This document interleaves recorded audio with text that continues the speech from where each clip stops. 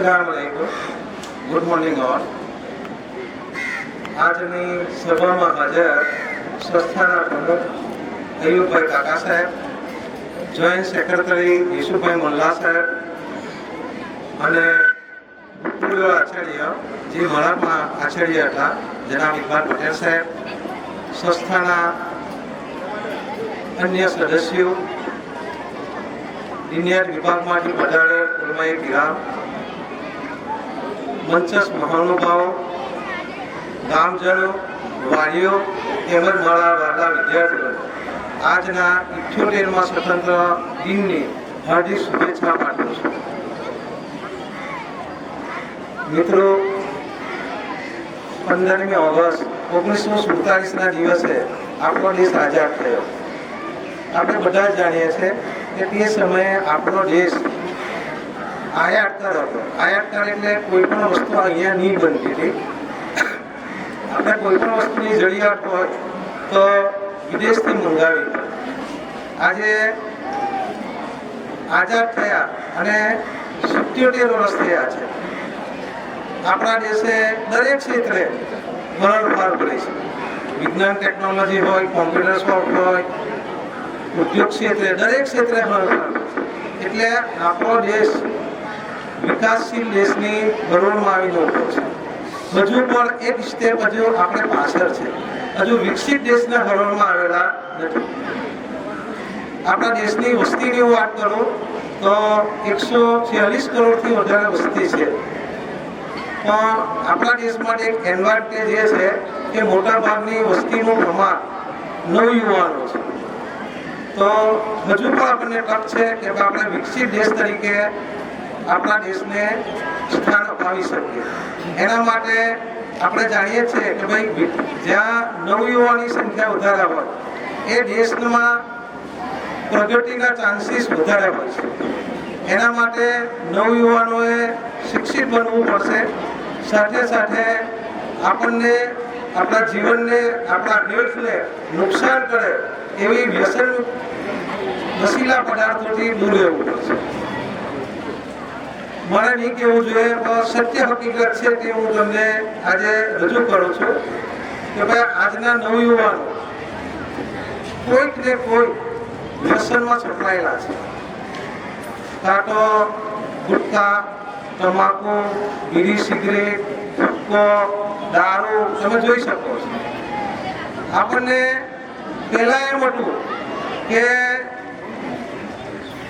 ઉંમરવાળા થયા લોકો ત્યારે બીડી સિગરેટ પીતા। હવે શું છે કે ભાઈ નવયુવાનો બીડી સિગરેટ પીવા માંડ્યા છે। ગુટખા, તમાકુ, હુક્કો, હુક્કો, આ બધું તમને આમ જોવા મળે છે। ખાસ કરીને આ જે છે તે આપણા વિદ્યાર્થીઓમાં જોવા મળે છે। શરૂઆતમાં તો દેખાદેખીમાં લે છે, પછી શોખથી લેતા થાય છે કે મજા આવે છે, અને ટાઈમ વીતતો જાય છે તેમ એનો એડિક બની જાય છે। એડિક એટલે બંધાણીય, એના વગર એને ચાલતું નથી। આપણા દેશની એનાથી મોટી સમસ્યા છે તે હું તમને રજૂ કરું કે આ બધામાંથી હવે એનાથી ઉપર આપણે જતા રહેલા છે। તમે જાણો છો કે ડ્રગ્સ, કે આપણા દેશની આજે જોવા જાય તો સૌથી મોટી સમસ્યા છે। આપણે ડ્રગ્સ લેતા પણ થઈ ગયેલા છે અને એના એટલા એડિક બની ગયેલા છે કે એના કારણે એને ડ્રગ્સ નહીં મળે તે શું કરી શકે તમે બધું જ જાણો છો। એટલે આના માટે આપણે ખાસ કરીને અહીંયા વાલીઓ પણ છે, વડીલો પણ છે, એના માટે યુવાનોને આ બરબાદીમાંથી બચાવવા માટે આપણે જ એનું ધ્યાન રાખવું પડશે। કઈ રીતે હું તમને બતાવું કે ભાઈ આપણું બાળક તો એમાં નથી જતું રહેલું, એ જોવું પડશે। તો વખતો વખત એની બેગ ચેક કરતા રહો। ભણતો વિદ્યાર્થી છે તેનું દફતર ચેક કરો, જોબ કરતો છે તેની બેગ તો હોય ચેક કરો, અને તમને શંકાશીલ પદાર્થ મળે તો એની પૂછા કરો અને એને જરૂરી માર્ગદર્શન આપો। મિત્રો, આ જે ડ્રગ્સ છે તે આપણા યુવાનોને બરબાદ કરી નાખશે, જેના પર આપણા દેશનો વિકાસનો આધાર છે। યુવાનો બરબાદ થશે એટલે આપણો દેશ બરબાદ થઈ જાય. એટલે આના માટે ખાસ તકેદારી રાખવાની જરૂર છે. આજે 2 દિવસ પહેલા તમને ખબર છે કે હજીરામાં કરોડો રૂપિયાનું ડ્રગ્સ પકડાયું. દર વીકમાં થોડા દિવસ આ પકડાય છે. ગુજરાતમાં ડ્રગ્સ આવે છે. કેમ આવે છે કે એના બંધારણીઓ આપણે ગુજરાતી થઈ ગયેલા છે. એટલે ભારતીય સમાજ માટે, આપણા માટે ખૂબ ચેતવણી આ વસ્તુ છે. એટલે ખાસ ધ્યાન રાખો અને યુવાનો ખાસ કરીને આનાથી બચો. એના માટે વાલીઓ પર ધ્યાન રાખવું પડશે. જો યુવાનો બરબાદ થઈ જશે, આપણો દેશ આગળ જવાનો તો પછી પાછળ આવી જશે. બીજો એક આપણો કરંટ ટોપિક બતાવું, સરળ પ્રશ્ન કે ભાઈ મોટા ભાગના યુવાનો મોબાઈલમાં જ રચ્યા પચ્યા રહે છે. ફાયદા વિશે ગેરફાયદા પછી એમાં આજના યુવાનો મોટા ભાગે સોશિયલ મીડિયાનો ઉપયોગ કરે છે.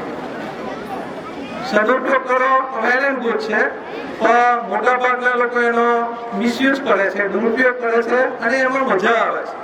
તમે જોજો કે ભાઈ એ લોકો કન્ટેન્ટ મૂકે છે અથવા કોઈ કોમેન્ટ કરે છે એમાં અભદ્ર શબ્દનો ઉપયોગ કરે છે, અથવા કોઈની લાગણી ડૂબાય એવી પોસ્ટ મૂકે છે, અથવા કોઈની લાગણી ડૂબાય એવી કોમેન્ટ્સ કરે છે. સોશિયલ મીડિયા આખી દુનિયાને એક કરવાની પ્લેટફોર્મ છે. એમાં કોઈ પોતાનું કન્ટેન્ટ મૂકે અથવા કોઈ પોતાની મેટર મૂકે તો એ કયા કારણસર મૂકે છે તે આપણે નથી જાણતા. એની મજા લેવા એના ઉપર આપણે કોમેન્ટ્સ કરવા માંડીએ છીએ. એટલે મિત્રો આ બાબતેની ખાસ ધ્યાન આપવાની જરૂર છે કે ભાઈ સોશિયલ મીડિયાનો યુઝ કરો તો આપણા ફાયદા માટે. કોઈના ઉપર અભદ્ર કોમેન્ટ નહીં કરો. ખાસ કરીને ધાર્મિક લાગણી ડૂબાય એવા કોઈ કોમેન્ટ કરવી નહીં જોઈએ, પોસ્ટ પર નહીં મૂકવી જોઈએ. મિત્રો આ તકે આ બે તમને મેં ભલામણ સલાહ આપેલી છે અને મારું તો કહેવું છે કે ભાઈ આવા દૂષણો છે એનાથી આપણે દૂર રહેવું જોઈએ, તો જ આપણા દેશના વિકાસમાં ભાગીદાર બની શકશું. આપણો દેશ હજુ વિકસિત થયેલો નથી, વિકસિતની હરોળમાં નથી આવતો. વિકસિતમાં હરોળમાં આવવો છે તો આવા બધા ન્યુસન્સ છે એનાથી આપણે દૂર રહેવું પડશે. બધો તમે ટાઈમ નહીં લેતો. આજે મને ધ્વજારોહક તરીકે જે મને મોકો આપ્યો છે એમ એ બદલ ટ્રસ્ટીનો સંસ્થાનો આભારી છું. જય શ્રી કૃષ્ણ.